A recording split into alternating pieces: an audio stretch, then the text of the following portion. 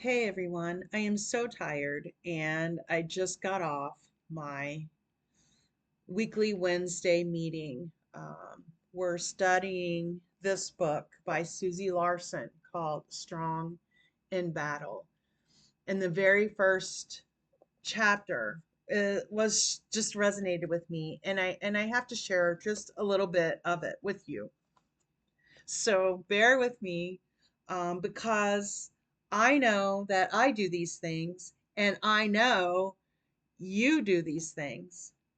So I thought I would share with you. We can ponder this together and maybe talk about it sometime.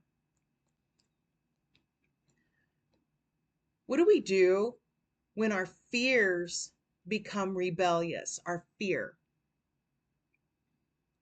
We often do four things. One, we glamorize the past. Oh, it was so much better back when, fill in the blanks. Number two, we accuse God. Number three, when our fear becomes rebellious, we project trauma and hardship into our future. And number four, we construct a manufactured plan and take matters into our own hands. Okay, I know that I've done all those things when I'm scared about something or something's not going my way. I glamorize the past, I blame God. I then say, well, I guess from now on it's just going to be get. And then number four, I try to figure out how to prevent all that from happening on my own. Okay? So, consider this list. Consider those four things and prayerfully ask God to show you how fear and unbelief have compelled you to do the same things. When negativity, entitlement, and fear took root, the people of Israel sabotaged their destiny. God had already made a promise to his people. They are on their way to rejecting him and his promises because of their fear and because of those four things. We should just go back to being slaves. Life was so much better then. It's too hard to do this. Guess what?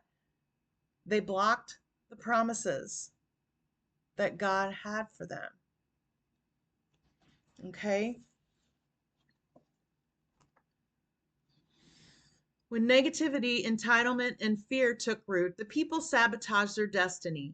We're saved by grace, which is in Ephesians chapter 2, verses 8 and 9. And God works all things together for the good of those who love him and are called according to his purpose. Do you think a believer can miss the best of what God has for them? Well, yeah, when we get in his way. There are only two things we should fear. Number one is God, and number two, nothing else.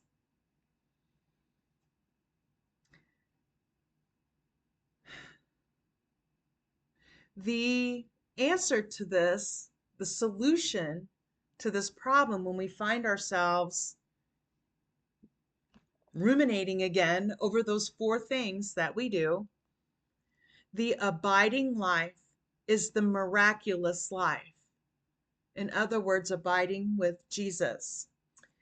Now I'm going to read to you John chapter 15, verses 5 through 8. And it's in my confirmation Bible, the one that I still read. It's so easy to comprehend. But this is the answer. This is the answer, um, when you find yourself afraid of something. I personally, I think that I want things my way, but I don't. I want it God's way because I know that God's plans for me are so much more better than anything I could come up with for myself. Okay, so here's what Jesus says. Jesus, the real vine. I am the vine, and you are the branches. Whoever remains in me, and I in him, will bear much fruit. For you can do nothing without me. Whoever does not remain in me is thrown out like a branch and dries up. Such branches are gathered up and thrown into the fire, where they are burned. If you remain in me and my words remain in you, then you will ask for anything you wish and you shall have it. My Father's glory is shown by your bearing much fruit, and in this way you become my disciples. I love you just as the Father loves me. Remain in my love. Amen. Blessings to you, family. I love you, and so does Jesus.